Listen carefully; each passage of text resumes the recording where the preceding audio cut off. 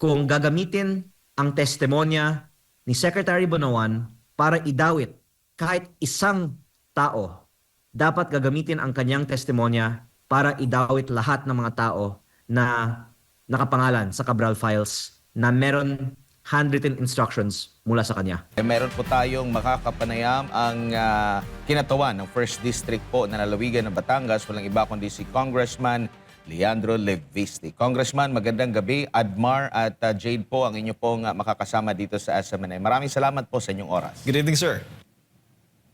Magandang gabi po. Opo. Kanina po meron po kayong inihain na resolusyon dyan sa Kamara, kung di ako na magkakamali, na may kaugnayan dito po sa mga rally na nangyayari nga po dyan po sa EDSA na humihimok muli sa Kongreso na imbestigahan. Ano pa po ang laman dito po sa inyo pong resolusyon po na ito at nakikita nyo po ba na ito po ay mangyayari considering ang Kamara, ang liderato ng Kamara, tila nakatutok na ngayon sa impeachment laban sa pangalawang Pangulo? Ang flood control investigation ay pinutol ng Kongreso noong September 24, 2025 dahil binuo na raw ang Independent Commission for Infrastructure.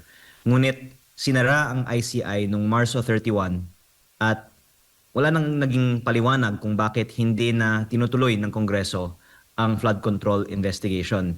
Lalo na ngayon na marami tayong mga kababayan na nananawagan para sa transparency and accountability sa mga rally ngayong araw, naiisip ko na mahirap nang iwasan ng Kongreso na sagutin kung bakit hindi pa napapanagot ang mga may kasalanan para sa mga substandard DPWH projects sa buong bansa.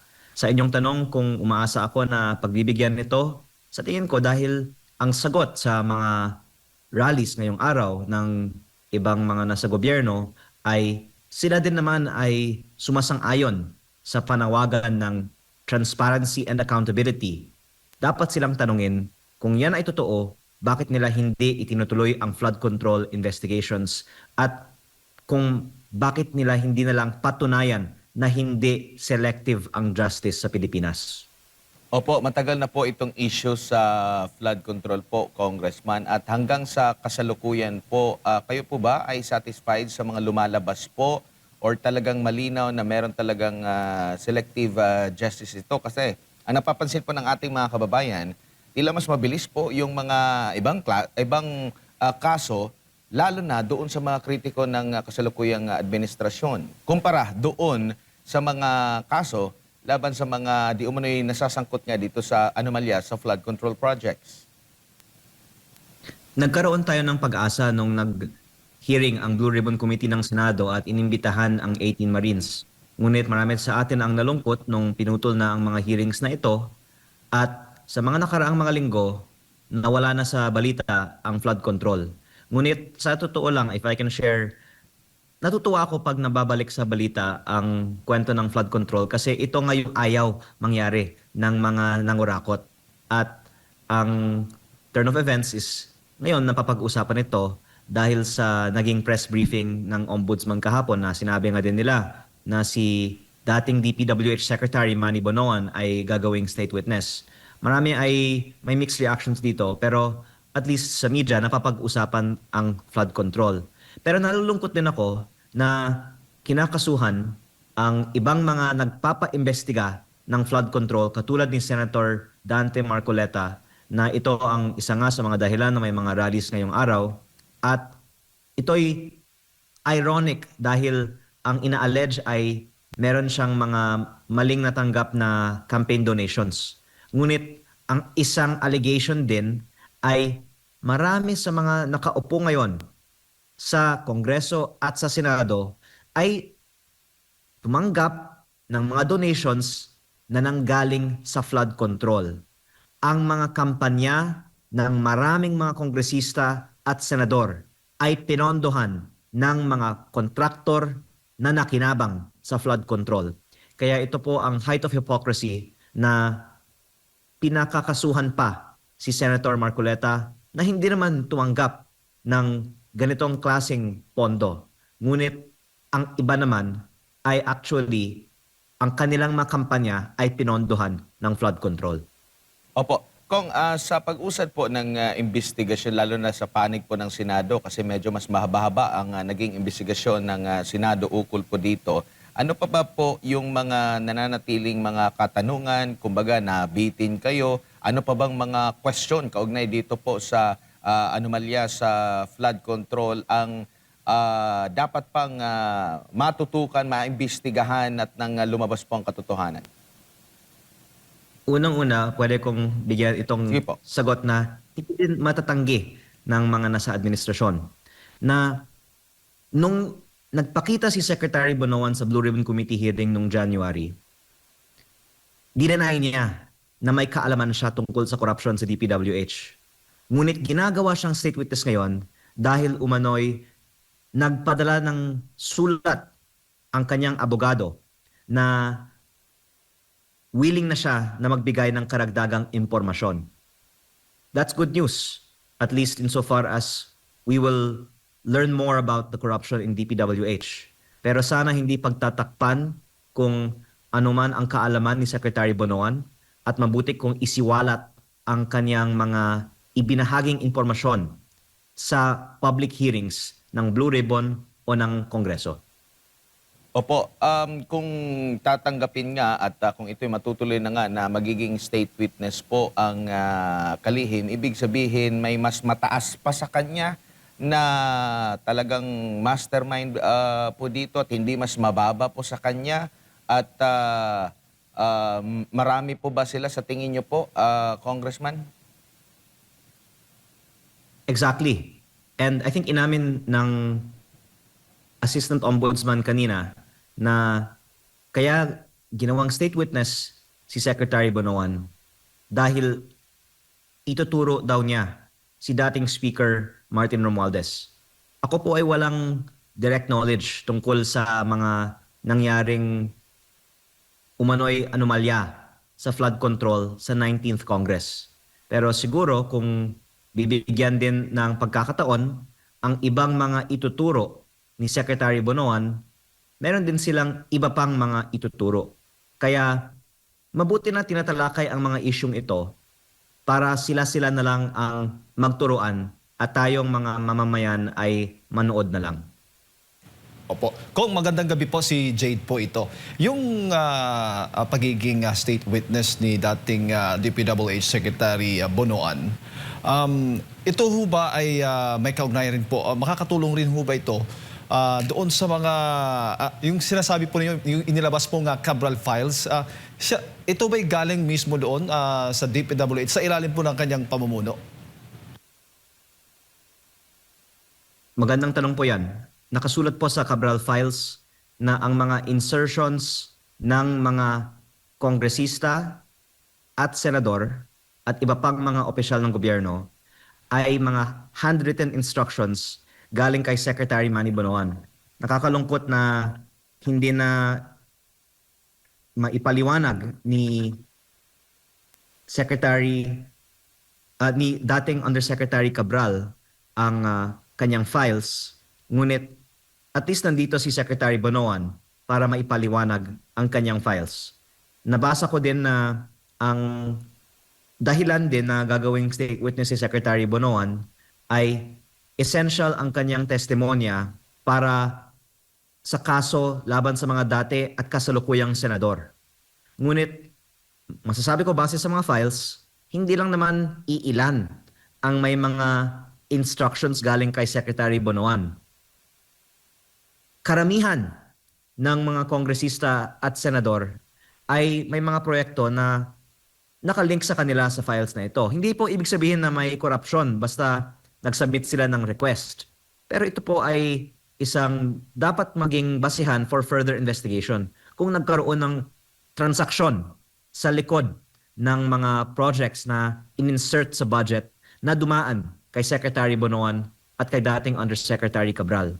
At ang aking posisyon, kung gagamitin ang testimonya ni Secretary Bonoan para idawit kahit isang tao, dapat gagamitin ang kanyang testimonya para idawit lahat ng mga tao na nakapangalan sa Cabral Files na meron handwritten instructions mula sa kanya.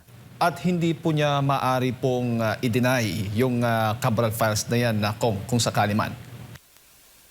Well, to add an answer to your previous question kung ano pa ang mga hindi pa nakumpletong investigasyon ng mga dating pagdinig sa flood control, hindi pa isinapubliko ng DPWH ang mga files ni Yumaong Yusek Cabral. At maraming ang mga umaasa na isa sa publiko ko ang kopya na meron ako. Ngunit nakakalungkot na pag may inilalabas tayo, sinasabi naman nila fake news.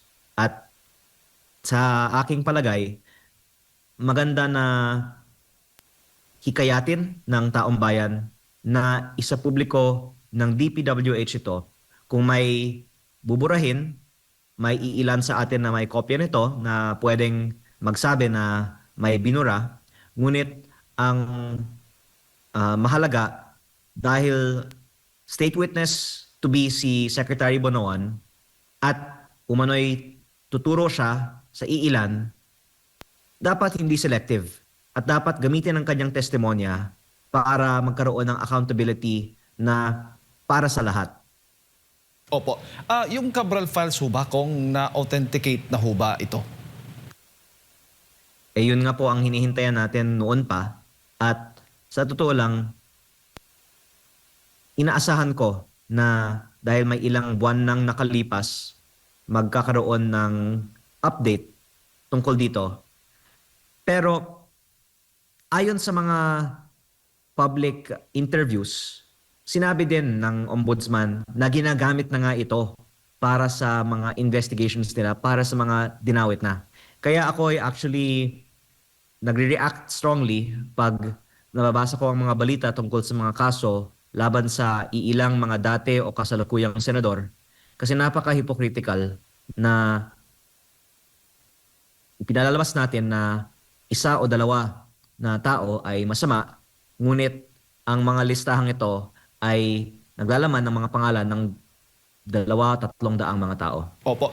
Kung sakali mang i-confirm ni DPWH Secretary Bunoan, yung Cabral files na po yan na kung sapat na ho ba yun? O sino ba dapat ang mag-authenticate para masabi nating talagang lehitimo po itong mga files nito?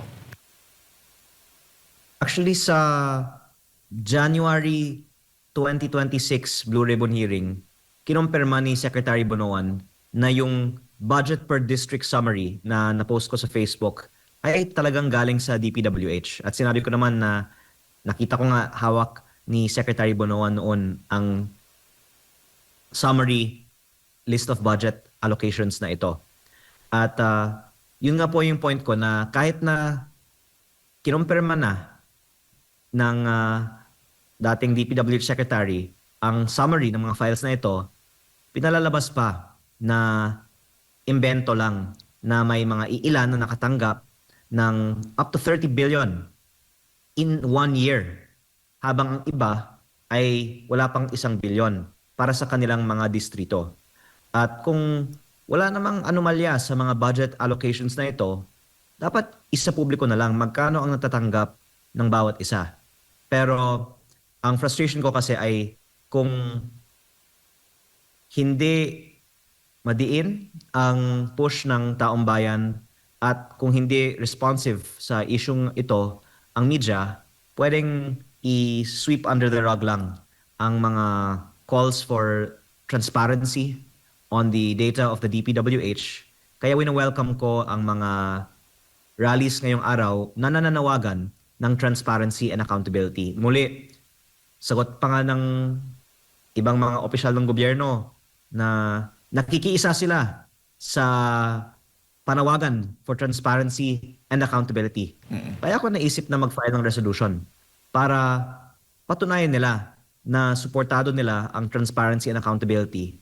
At kung ayaw nila na magkaroon ng hearing, magpatawag ng mga testigo, at mag-authenticate in public ng mga dokumento, ipaliwanag nila kung bakit sila tutol dito, kung sila ay pabor naman sa transparency and accountability. Opo. Yung mga dating sundalo, yung sinasabi ng mga yung Brave 18, meron pang 14 pa at may napapabalita pang iba pa na possible na magsasalita ng mga dating sundalo. Sila ho ba ay maaari o kwalipikadong maging state witness din na kaugnay nga dito sa maanumalyang flood control projects?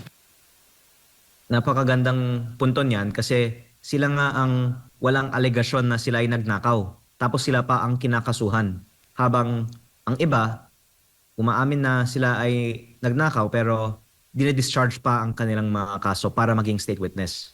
At this is why I think more and more Filipinos are already no longer tolerating this level of hypocrisy. Kaya ang daming mga lumabas sa mga rallies kanina at sa aking palagay, mas dadami pa ang mga dadalo sa mga rallies sa mga susunod na mga araw dahil as you can see on your screen, mag-overnight ang karamihan ng mga nasa rally kanina at pati sa Liwasang Bonifacio, may mga kababayan ako galing sa Batangas na nandoon ngayon na magpapatuloy ng kanilang mga rallies hanggat magkakaroon ng breakthrough sa panawagan for transparency and accountability. Opo.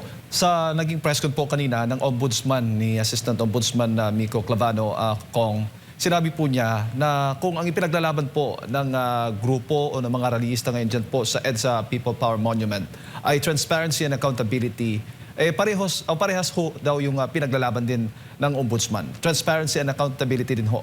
Ano yung inyong pong reaksyon doon sa kanilang pahayag? Kaya nga po ako nagbigay ng action that they can take, which is magkaroon ng pagdinig, ilabas nila yung mga dokumento at i-authenticate nila para sa publiko. Kung hindi nila gagawin yon, hindi nila mapapatunayan na sila ay pabor sa transparency and accountability. At maging si Senator Ping Lacson, may pahayag din po na baga naniniwala ho siyang hindi bibigay o hindi magpapadala po si Ombudsman Boying Rimulya sa pressure na dulot nga po nitong rallying ito.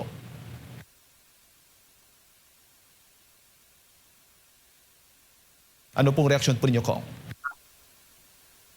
I think yung question on ano ang gagawin nila sa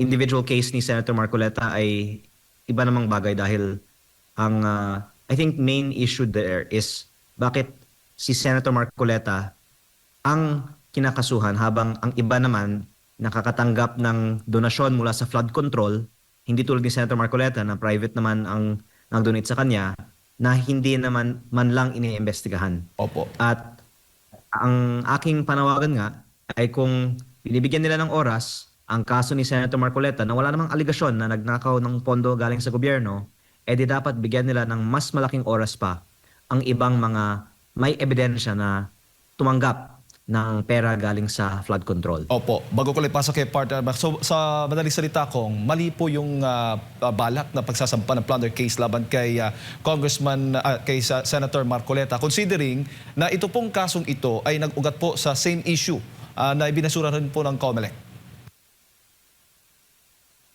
Opo, at napaka-hypocritical nga na una, siya nga ang nagpapa-imbestiga, siya pa ang kinakasuhan, ngunit ang mga may ebidensya na tumanggap ng pera galing sa flood control para sa kanilang mga kampanya ay hindi pinaiimbestiga.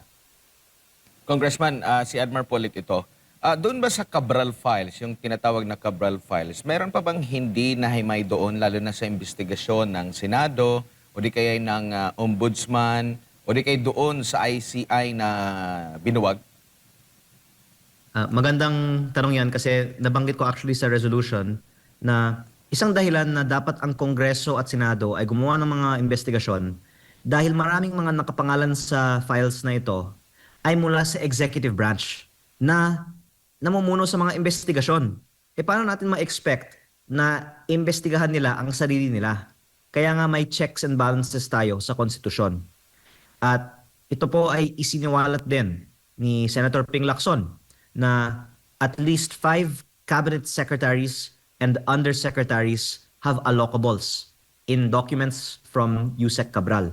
Kaya hindi na po galing sa akin, kaya hindi pwedeng sabihin ng administrasyon supporters na ako po ay nagpapakalat ng fake news. galing po kay Senator Lacson, at least 5 cabinet secretaries and undersecretaries have allocables, and it is the right of the public to hear from the DPWH sino ang 5 cabinet secretaries and undersecretaries at kung meron isinagawang investigasyon na kung sila ay may natanggap na maleta kapalit ng kanilang mga allocable sa files ni Yusek Cabral. Opo. Pero ano po masasabi ninyo doon sa mga kasamahan ninyo dyan po sa Kamara na dapat daw mas tutukan itong impeachment at ang panglihis lang daw itong usapin ng flood control anomaly dito po sa impeachment? Kung sasabihin nila ito habang ako ay nasa floor ng plenaryo ng Kongreso, baka ilalabas ko ang listahan ng kanilang mga flood control projects at tatanungin ko sila kung meron ba o wala silang issue sa mga proyektong ito. Kasi nalulungkot ako actually araw-araw pag nanonood ako ng balita kasi nakikita ko nga ang daming mga iprokrito dito sa ating bansa. Opo, at meron pong pahayag ang Malacanang kamakailan na magiging kabilang na po sa budget, lalo na for 2027, ang may kaugnayan po sa flood control. Sa tingin niyo po, napapanahon ng maibalik ito habang marami pang mga question, marami pang mga katanungan doon sa anomalyang nabulgar po, Kong? Kaya nga importante na maglabas ng mga sentimiento ang taong bayan kasi the fact na yung dating 6.7 trillion na 2026 budget ay ngayon magiging 7.2 trillion sa 2027 budget, papalakihin ang budget ng DPWH at ibabalik ang pondo para sa flood control ay nagre-reflect din na ang sensitivity sa issue ng flood control ay nawawala na at bumabalik na sa business as usual tayo. Sinabi nga last year na almost 100% of projects in the DPWH ay may korupsyon dahil lutuan ang mga bidding. Sinabi ni DPWH Secretary Vince Dizon na kahit ubusin niya ang mga district engineers ng DPWH, wala silang isa-spare na opisyal ng DPWH na sa palagay nila ay sangkot sa korupsyon. Ngunit kokonti lang ang mga nakasuhan at sa karamihan ng mga nakikita kong mga distrito, yung mga dati pa na mga opisyal ang nagpapatupad ng mga proyekto.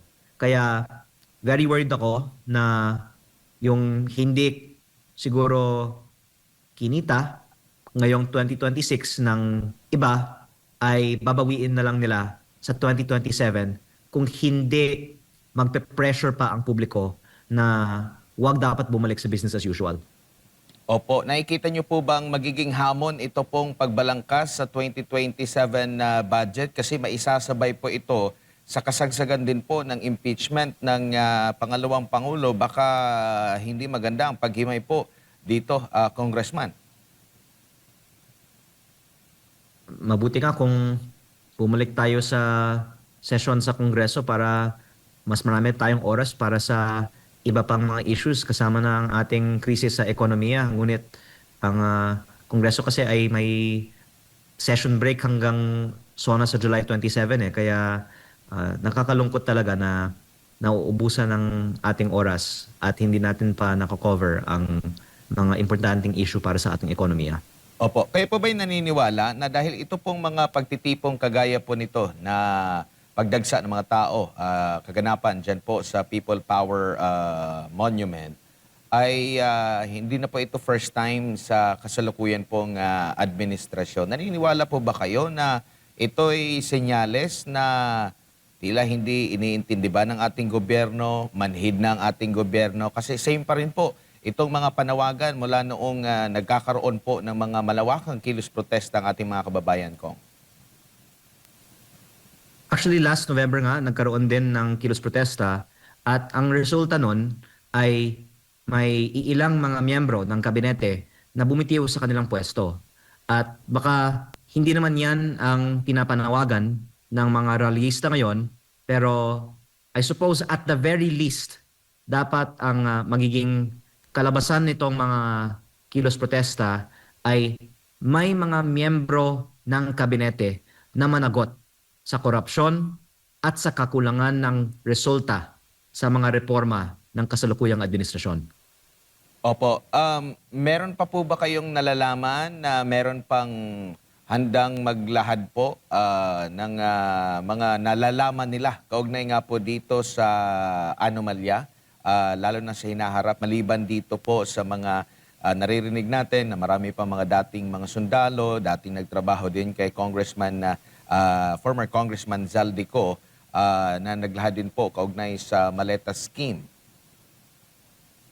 Actually, baka may mga tao galing sa ibang kampo na nanonood sa SMNI ngayon at may mga bumitiw naman na sa kanilang mga pwesto sa kabinete ni Pangulong Marcos na marami pang mga ebidensya tungkol sa pagde-deliver ng pera galing sa flood control, pero hindi na sa akin para isiwalat ito. Ang aking wish ay ang mga may kaalaman tungkol dito ay kusang maglabas ng impormasyon of which they have first-hand knowledge. Ngunit so far naman, walang mga nag-deny na may mga allegations of corruption nga tungkol sa mga kickbacks mula sa mga flood control projects na nagmumula sa mga miyembro ng kabinete. At kung ako po ay tatanungin, ito nga po ang aking inaasahang mangyari kung hindi ipapakita ng gobyerno na seryoso tayo para sa investigasyon ng flood control. Opo, siguro bilang panghuli kong baka meron pa po kayong gustong sabihin na hindi po namin na itanong. Dagdag na rin yung inyo pong mensahe sa ating pong mga kababayan sa gitna po ng mga pangyayari ngayon sa ating bansa. Actually, napakalungkot ngayon na parang nasa sweep under the rug ang issue ng flood control. Kaya biglang nag-post ako tungkol sa flood control the last few days para naman ma-take advantage itong window na talakayin ito.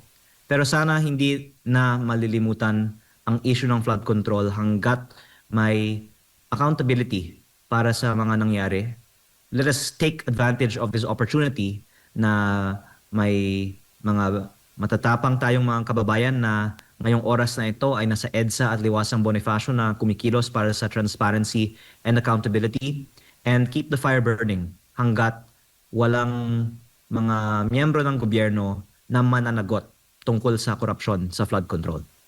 Congressman, maraming salamat po sa inyong oras at panahon. Sa ulitin po, ingat po kayo. Thank you, Kong. Salamat po. Ang kinatawan po ng unang distrito ng lalawigan ng Batangas, si Congressman Leandro Leviste, kaugnay nga po sa mga may init na issue po ngayon